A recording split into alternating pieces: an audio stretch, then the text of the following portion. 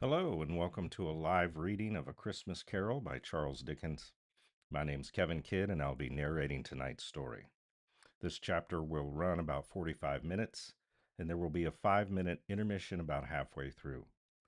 I encourage you to leave comments during the stream and after the intermission. I may read a few before we continue with the story. A Christmas Carol is in the public domain, so if you'd like to read along, a free PDF of the book is linked in the description. So without further ado,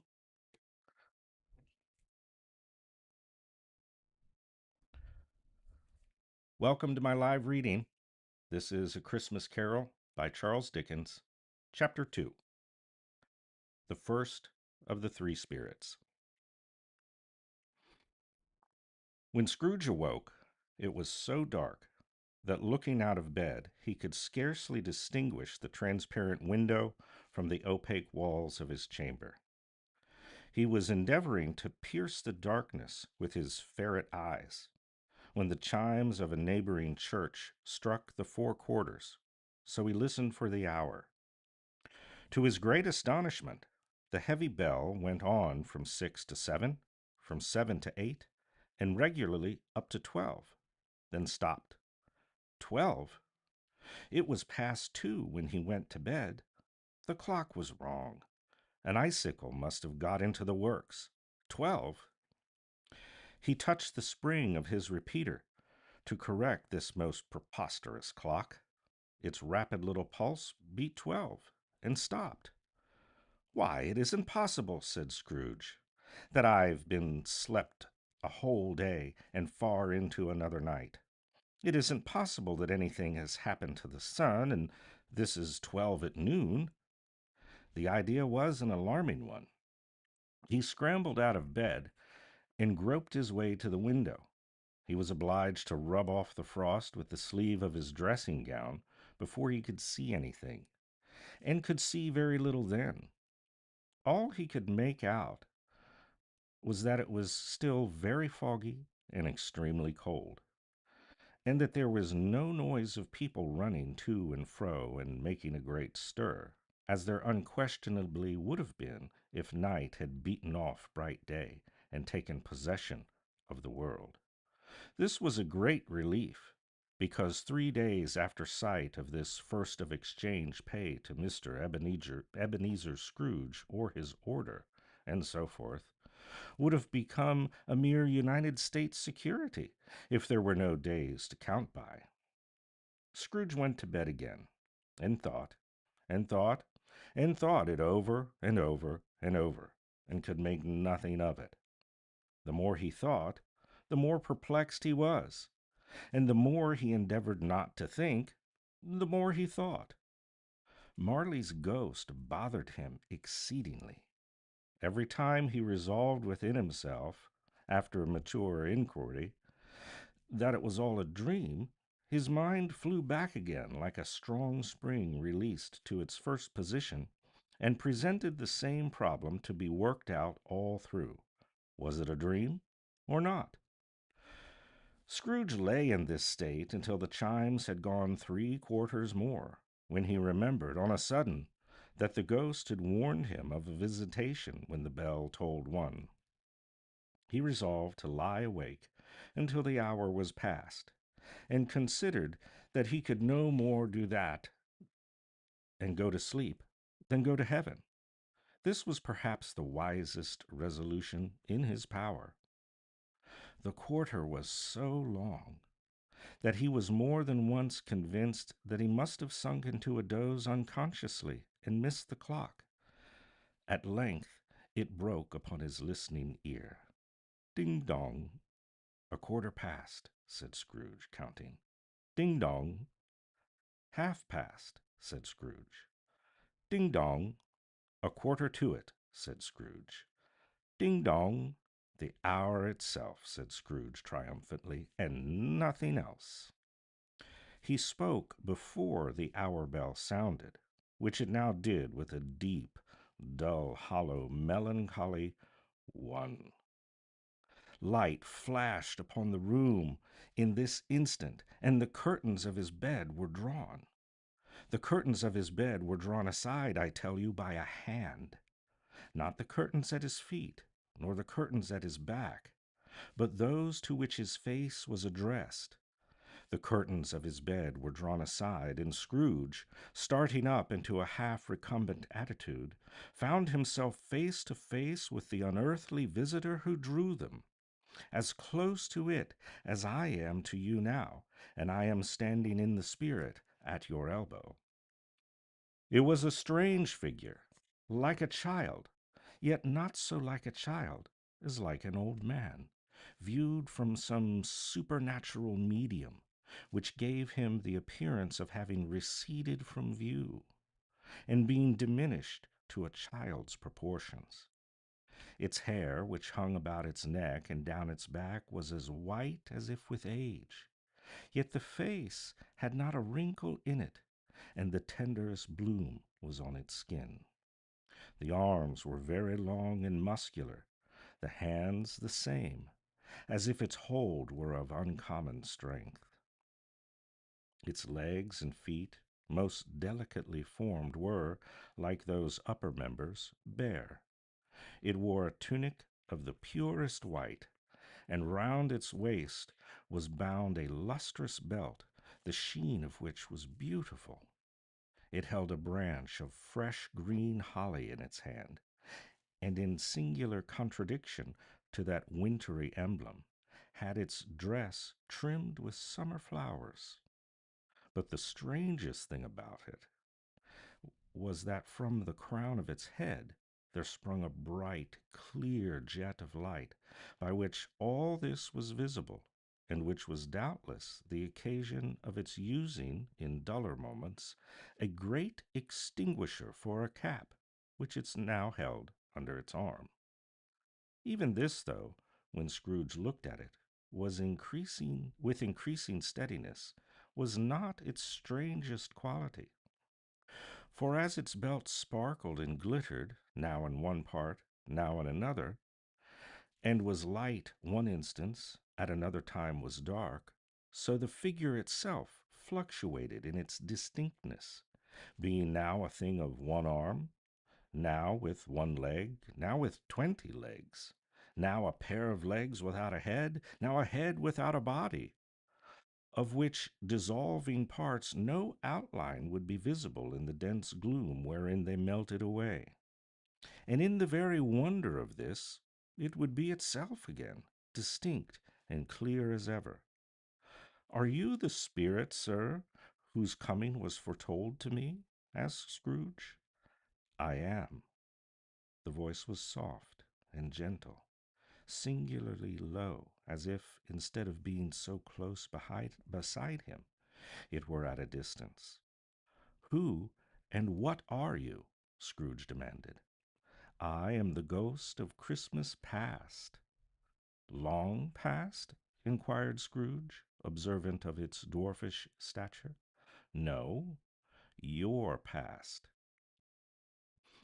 Perhaps Scrooge could not have told anybody why, if anybody would have asked him, but he had a special desire to see the spirit in its cap, and begged him to be covered. What? Exclaimed the ghost. Would you so soon put out with worldly hands the light I give? Is it not enough that you are one of those whose passions made this cap, and force me through whole trains of years to wear it low upon my brow? Scrooge reverently disclaimed all intention to offend, or any knowledge of having wilfully bonneted the spirit at any period of his life. He then made bold to inquire what business brought him here. Your welfare, said the ghost. Scrooge expressed himself much obliged, but could not help of thinking that a night of unbroken rest would have been more conducive to his welfare. The spirit must have heard him thinking, for it said immediately, Your reclamation, then. Take heed. It put out its strong hand as it spoke, and clasped him gently by the arm. Rise and walk with me.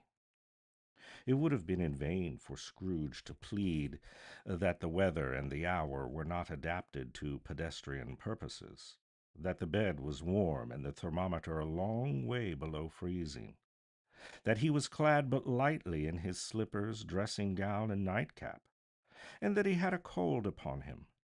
The grasp, though gentle, was not to be resisted. He rose, but finding that the spirit made towards the window, clasped his robe in supplication. "I am a mortal," Scrooge remonstrated, "and liable to fall." "Bear but a touch of my hand there," said the spirit, laying it upon his heart, "and you shall be upheld in more than this."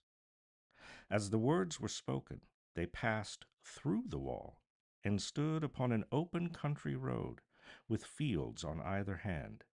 The city had entirely vanished. Not a vestige of it was to be seen. The darkness and the mist had vanished it, for it was a clear, cold winter day, with snow upon the ground. "Good heavens!" said Scrooge, clasping his hands together as he looked about him. "I was bred in this place. I was a boy here." The spirit gazed upon him mildly. Its gentle touch, though it had been light and instantaneous, appeared still to present the old man's sense of feeling. He was conscious of 1,000 odors floating in the air, each one connected with 1,000 thoughts and hopes and joys and cares long, long forgotten. "Your lip is trembling," said the ghost. "And what is that upon your cheek?" Scrooge muttered, with an unusual catching in his voice, that it was a pimple, and begged the ghost to lead him where he would. "You recollect the way?" inquired the spirit. "Remember it!" cried Scrooge with fervor. "I could walk it blindfold." "Strange to have forgotten it for so many years," observed the ghost. "Let us go on." They walked along the road. Scrooge recognized every gate and post and tree, until a little market town appeared in the distance, with its bridge, its church, and its winding river. Some shaggy ponies were now seen trotting towards them with boys on their back, who called to other boys in the country gigs and carts driven by farmers. All these boys were in great spirits and shouted to each other until the broad fields were so full of merry music that the crisp air laughed to hear it. "These are but shadows of things that have been," said the ghost. "They have no consciousness of us." The jocund travelers came on, and as they came, Scrooge knew and named them every one. Why was he rejoiced beyond all bounds to see them? Why did his cold eye glisten and his heart leap up as they went past? Why, he was filled with gladness when he heard them give each other Merry Christmas as they parted at crossroads and byways for their several homes. What was Merry Christmas to Scrooge? Out upon Merry Christmas! What good had it ever done to him? "The school is not quite deserted," said the ghost. "A solitary child, neglected by his friends, is left there still." Scrooge said he knew it, and he sobbed. They left the high road by a well-remembered lane and soon approached a mansion of dull red brick, with a little weathercock-surmounted cupola on the roof, and a bell hanging in it. It was a large house, but one of broken fortunes, for the spacious offices were little used, their walls were damp and mossy, their windows broken, and their gates decayed. Fowls clucked and strutted in the stables, and the coach-houses and sheds were run over with grass. Nor was it more retentive of its ancient state within, for entering the dreary hall, and glancing through the open doors of many rooms, they found them poorly furnished, cold, and vast. There was an earthy savor in the air, a chilly barrenness in the place, which associated itself somehow with too much getting up by candlelight, and not too much to eat. They went, the ghost and Scrooge, across the hall to a door at the back of the house. It opened before them and disclosed a long, bare, melancholy room, made barer still by lines of plain deal forms and desks. At one of these, a lonely boy was reading near a feeble fire, and Scrooge sat down upon a form and wept to see his poor forgotten self as he had used to be. Not a latent echo in the house, not a squeak and scuffle from mice behind the paneling, not a drip from a half-thawed waterspout in the dull yard behind, not a sigh among the leafless boughs of one despondent poplar, not the idle swinging of an empty storehouse door, no, not a clicking in the fire, but fell upon the heart of Scrooge with a softening influence, and gave freer passage to his tears. The spirit touched him on the arm and pointed to his younger self, intent upon his reading. Suddenly, a man in foreign garments, wonderfully real and distinct to look at, stood outside the window with an axe in his belt and leading an ass laden with wood by the bridle. "Why, it's Ali Baba!" Scrooge exclaimed in ecstasy. "It's dear old honest Ali Baba. Yes, yes, I know. One Christmas time, when yonder solitary child was left here all alone, he did come. For the first time, just like that. Poor boy. And Valentine and his wild brother Orson, there they go. And what's his name, who was put down by his drawers asleep at the gate at Damascus? Don't you see him? And the Sultan's groom, turned upside down by the genie, there he is upon his head. Serve him right, I'm glad of it. What business had he to be married to the princess?"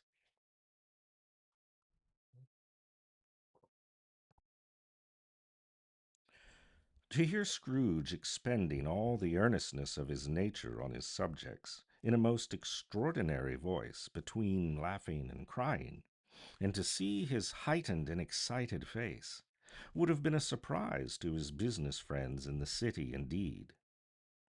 "There's the parrot!" cried Scrooge. "Green body and yellow tail, with a thing like a lettuce growing out of the top of its head. There he is. Poor Robinson Crusoe, he called him, when he came home again after sailing round the island.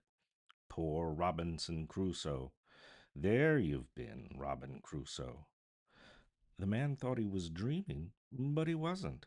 It was the parrot, you know. There goes Friday, running for his life to the little creek. Hallo, hoop halloo! Then, with a rapidity of transition very foreign to his usual character, he said, in pity for his former self, "Poor boy!" and cried again. "I wish," Scrooge muttered, putting his hand in his pocket and looking about him after drying his eyes with his cuff, "but it's too late now." "What is the matter?" asked the spirit. "Nothing," said Scrooge, "nothing. There was a boy singing a Christmas carol at my door last night. I should like to have given him something. That's all." The ghost smiled thoughtfully and waved his hand, saying as it did so, "Let us see another Christmas." Scrooge's former self grew larger at the words, and the room became a little darker and more dirty. The panels shrunk, the windows cracked, fragments of plaster fell out of the ceiling, and the naked laths were shown instead. But how all this was brought about, Scrooge knew no more than you do. He only knew that it was quite correct, and that everything had happened so. That there he was, alone again, when all the other boys had gone home for the jolly holidays. He was not reading this time, but walking up and down despairingly. Scrooge looked at the ghost, and with a mournful shaking of his head glanced anxiously towards the door. It opened, and a little girl, much younger than the boy, came darting in, and putting her arms about his neck and often kissing him, addressed him as her dear, dear brother. I have come to bring you home, dear brother, said the child, clapping her tiny hands and bending down to laugh. To bring you home, home, home. Home, little Fan? Returned the boy. Yes, said the child, brimful of glee. Home for good and all. Home for ever and ever. Father is so much kinder than he used to be, that home's like heaven.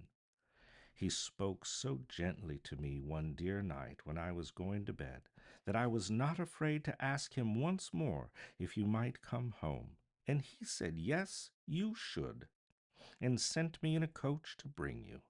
And you're to be a man, said the child, opening her eyes, and are never to come back here. But first, we're to be together all the Christmas long and have the merriest time in all the world. You are quite a woman, little Fan, exclaimed the boy. She clapped her hands and laughed and tried to touch his head, but being too little, laughed again and stood on tiptoe to embrace him. Then she began to drag him in her childish eagerness towards the door, and he, nothing loth to go, accompanied her. A terrible voice in the hall cried, "Bring down Master Scrooge's box there." And in the hall appeared the schoolmaster himself, who glared on Master Scrooge with a ferocious condescension, and threw him into a dreadful state of mind by shaking hands with him. He then conveyed him and his sister into the veriest old well of a shivering best parlor that ever was seen, where the maps upon the wall and the celestial and terrestrial globes in the windows were waxy with cold. Here he produced a decanter of curiously light wine and a block of curiously heavy cake, and administered installments of those dainties to the young people, at the same time sending out a meager servant to offer a glass of something to the postboy, who answered that he thanked the gentleman, but if it was the same tap as he had tasted before, he'd rather not. Master Scrooge's trunk being by this time tied to the top of the chaise, the children bade the schoolmaster good-bye right willingly, and getting into it, drove gaily down the garden sweep, the quick wheels dashing the hoar-frost and snow from off the dark leaves of the evergreens like spray. Always a delicate creature, whom with a breath might have withered, said the ghost. But she had a large heart. So she had, cried Scrooge. You're right. I'll not gainsay it, spirit, God forbid. She died a woman, said the ghost, and had, as I think, children. One child, Scrooge returned. True, said the ghost. Your nephew. Scrooge seemed uneasy in his mind, and answered briefly, yes. Although they had but that moment left the school behind them, they were now in the busy thoroughfares of a city, where shadowy passengers passed and repassed, where shadowy carts and coaches battled for the way, and all the strife and tumult of a real city were there. It was made plain enough by the dressing of the shops that here too it was Christmas time again, but it was evening, and the streets were lighted up. As Scrooge and the ghost moved from the old boarding school to this new location back in London, we'll pause here for 5 minutes of intermission. See you in just a bit.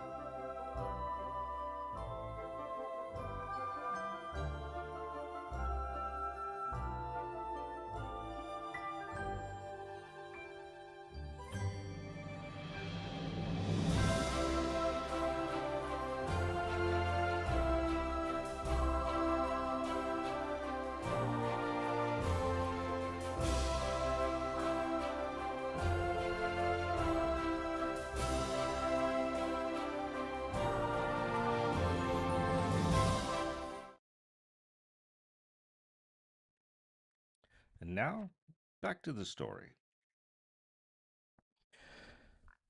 The ghost stopped at a certain warehouse door and asked Scrooge if he knew it. Know it, said Scrooge. Was I apprenticed here? They went in.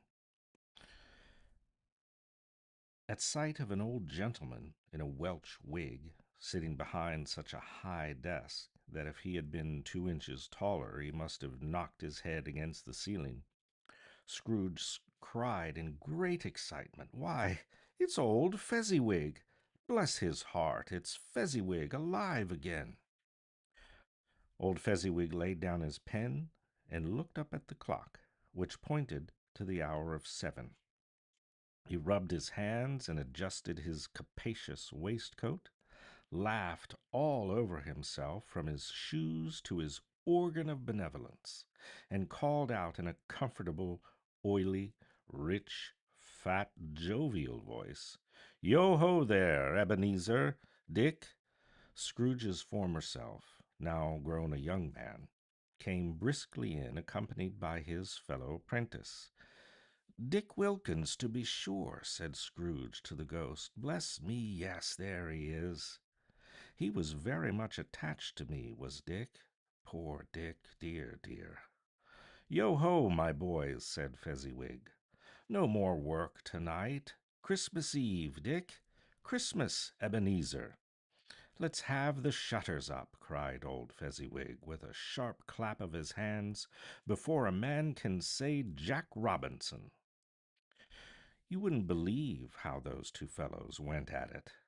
They charged into the street with the shutters 1, 2, 3, and had them up in their places 4, 5, 6, barred them and pinned them 7, 8, 9, and came back before you have got to 12, panting like racehorses.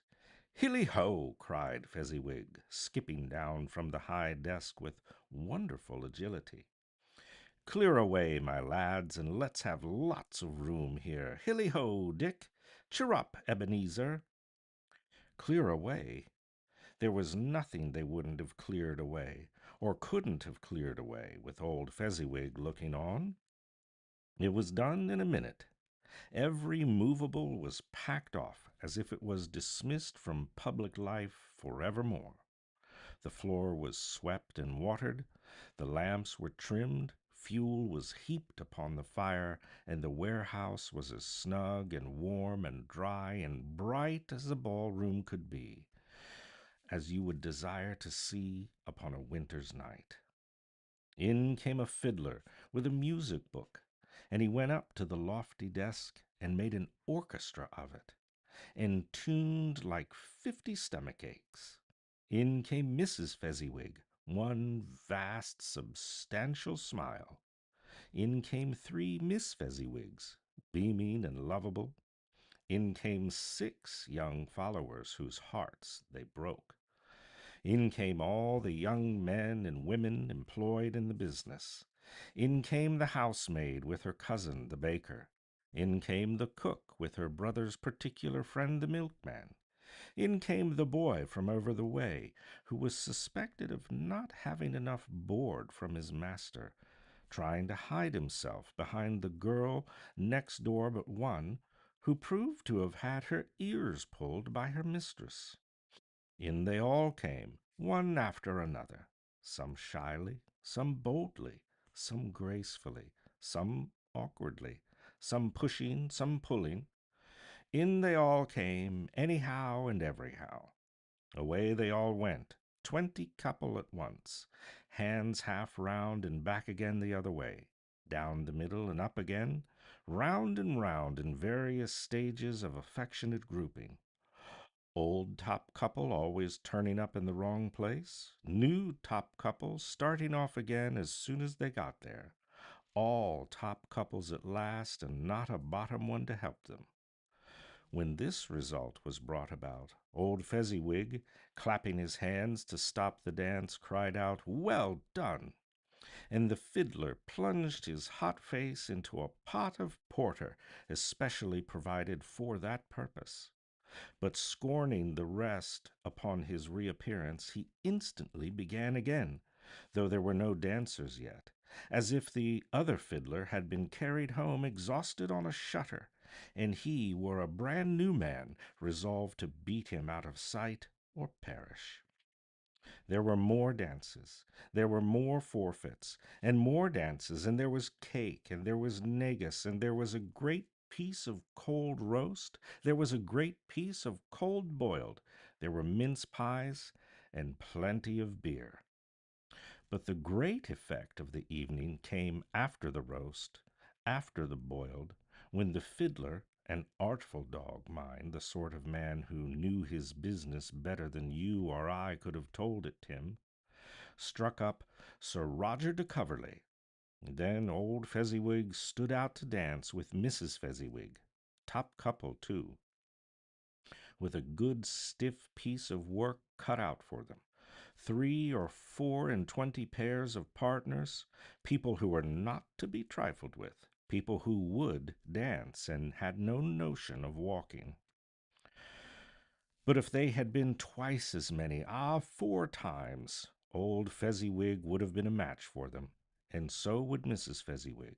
As to her, she was worthy to be his partner in every sense of the term, and if that's not high praise, tell me higher and I'll use it. A positive light appeared to issue from Fezziwig's calves. They shone in every part of the dance like moons. You couldn't have predicted at any given time what would become of them next. And when old Fezziwig and Mrs. Fezziwig had gone all through the dance, advance and retire, holding hands with your partner, bow and curtsy, corkscrew, thread the needle, and back again to your place, Fezziwig cut so deftly that he appeared to wink with his legs, and came upon his feet again without a stagger. When the clock struck 11, this domestic ball broke up. Mr. and Mrs. Fezziwig took their stations, one on either side of the door, and shaking hands with every person individually as he or she went out, wished him or her a Merry Christmas. And when everybody had retired but the 2 apprentices, they did the same, and thus the cheerful voices died away, and the lads were left to their beds, which were under the counter in the back shop. During the whole of this time, Scrooge had acted like a man out of his wits. His heart and soul were in the scene with his former self. He corroborated everything, remembered everything, enjoyed everything, and underwent the strangest agitation. It was not until now, when the bright faces of his former self and Dick were turned from them, that he remembered the ghost, and became conscious that it was looking full upon him, while the light upon its head burnt very clear. "A small matter," said the ghost, "to make these silly folks so full of gratitude." "Small," echoed Scrooge. The spirit signed to him to listen to the 2 apprentices, who were pouring out their hearts in praise of Fezziwig, and when he had done so, said, "Why, is it not? He has spent but a few pounds of your mortal money, 3 or 4 perhaps. Is that so much that he deserves this praise?" "It isn't that," said Scrooge, heated by the remark, and speaking unconsciously like his former, not his latter self. "It isn't that, Spirit. He has the power to render us happy or unhappy, to make our service light or burdensome, a pleasure or a toil. Say that his power lies in words and looks, in things so slight and insignificant that it is impossible to add or count them up. What then? The happiness he gives is quite as great as if it cost a fortune." He felt the spirit's glance and stopped. "What is the matter?" asked the ghost. "Nothing particular," said Scrooge. "Something, I think," the ghost insisted. "No," said Scrooge, "no. I should like to be able to say a word or two to my clerk just now. That's all." His former self turned down the lamps as he gave utterance to that wish, and Scrooge and the ghost again stood side by side in the open air. My time grows short, observed the spirit. Quick! This was not addressed to Scrooge, or to anyone whom he could see, but it produced an immediate effect, for again Scrooge saw himself. He was older now, a man in the prime of his life. His face had not the harsh and rigid lines of later years, but it had begun to wear the signs of care and avarice. There was an eager, greedy, restless motion to the eye, which showed the passion that had taken root, and where the shadow of the growing tree would fall. He was not alone, but sat by the side of a fair young girl in a mourning dress, in whose eyes there were tears, which sparkled in the light that shone out of the ghost of Christmas past. It matters little, she said softly, to you, very little. Another idol has displaced me, and if it can cheer and comfort you in time to come, as I would have tried to do, I have no just cause to grieve. What idol has displaced you? He rejoined. A golden one. This is the even-handed dealing of the world, he said. There is nothing on which it is so hard as poverty, and there is nothing it professes to condemn with such severity as the pursuit of wealth.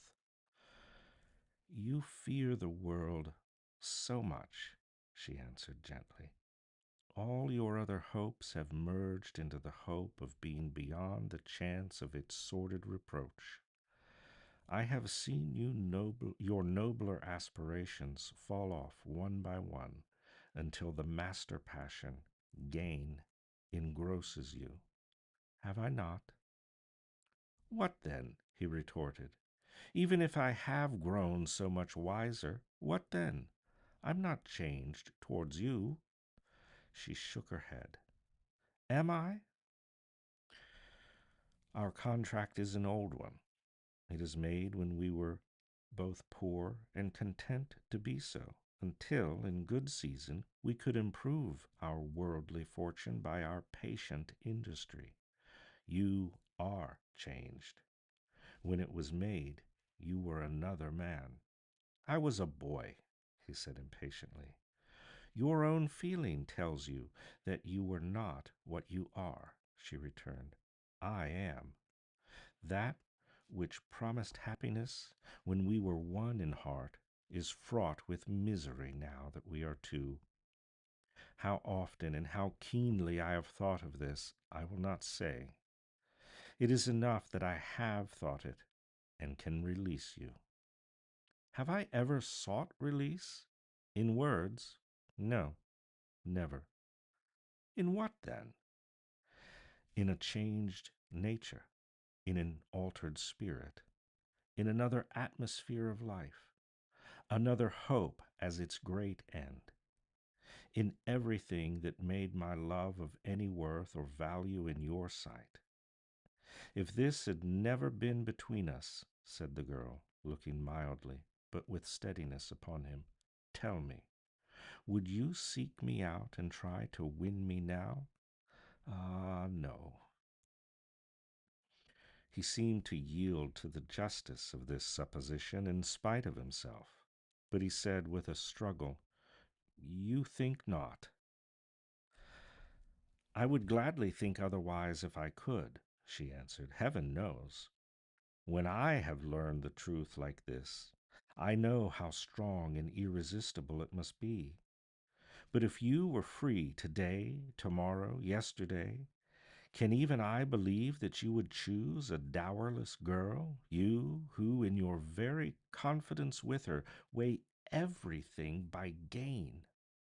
Or choosing her, if for a moment you were false enough to your one guiding principle to do so, do I not know that your repentance and regret would surely follow? I do, and I release you, with a full heart, for the love of him you once were. He was about to speak, but with her head turned from him, she resumed.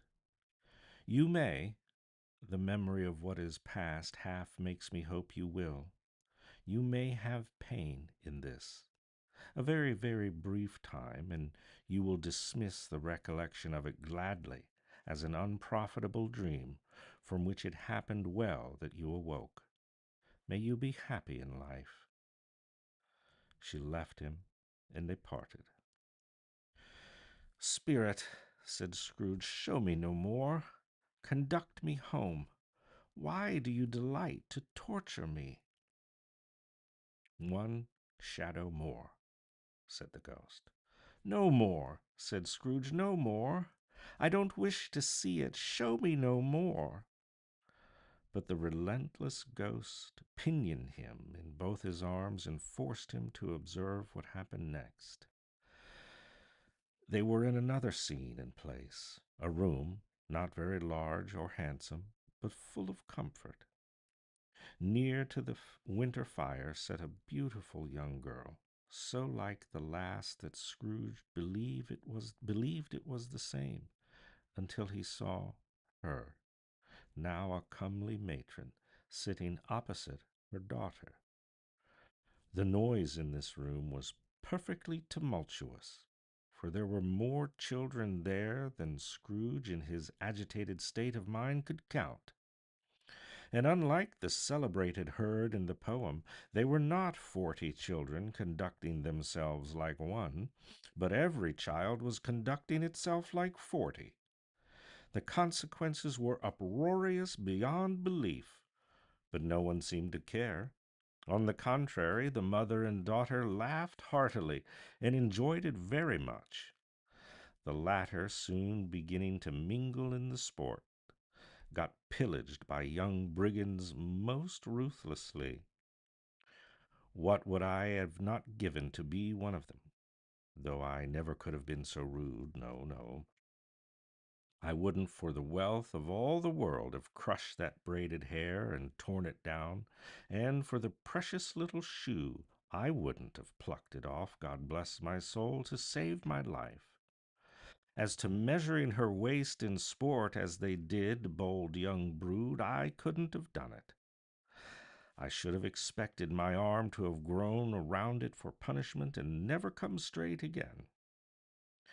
And yet I should have dearly liked, I own, to have touched her lips, to have questioned her that she might have opened them, to have looked upon the lashes of her downcast eyes and never raised a blush, to have let loose waves of hair, an inch of which would have been a keepsake beyond price.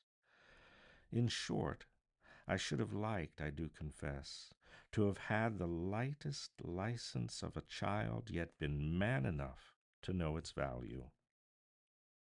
But now a knocking at the door was heard, and such a rush immediately ensued that she, with laughing face and plundered dress, was borne toward the center of a flushed and boisterous group, just in time to greet the father, who came home attended by a man laden with Christmas toys and presents. Then the shouting and the struggling and the onslaught that was made on the defenseless porter, the scaling him with chairs, with ladders, to dive into his pockets, despoil him of brown paper parcels, hold on tight by his cravat, hug him round the neck, pummel his back, and kick his legs in irresistible affection. The shouts of wonder and delight with which the development of every package was received, the terrible announcement that the baby had been taken in the act of putting a doll's frying pan into its mouth and was more than suspected of having swallowed a fictitious turkey glued on a wooden platter, the immense relief of finding this a false alarm, the joy and gratitude and ecstasy, they are all indescribable alike. It is enough that by degrees the children in their emotions got out of the parlor by one stair at a time, up to the top of the house, where they went to bed, and so subsided. And now Scrooge looked on more attentively than ever, when the master of the house, having his daughter leaning fondly on him, sat down with her and her mother at his own fireside. When he thought that such another creature, quite as graceful and as full of promise, might have called him father, and been a springtime in the haggard winter of his life, his sight grew very dim indeed. Belle, said the husband, turning to his wife with a smile, I saw an old friend of yours this afternoon. Who was it? Guess. How can I? I don't know, she added with the same breath, laughing as he laughed. Mr. Scrooge? Mr. Scrooge it was. I passed his office window, and as it was not shut up, he had a candle inside. I could scarcely help seeing him.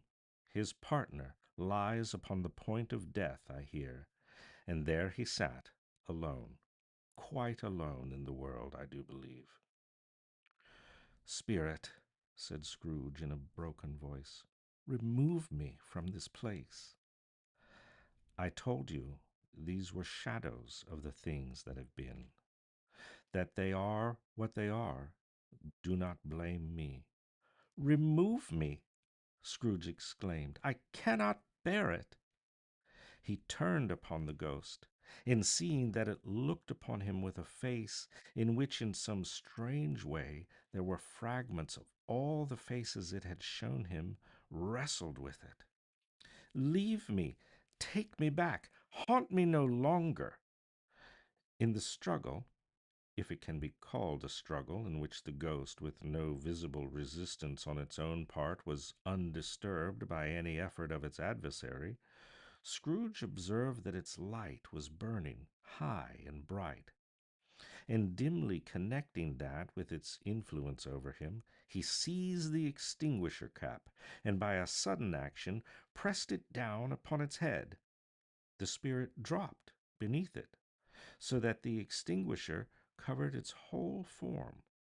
But though Scrooge pressed it down with all his force, he could not hide the light, which streamed from under it in an unbroken flood upon the ground.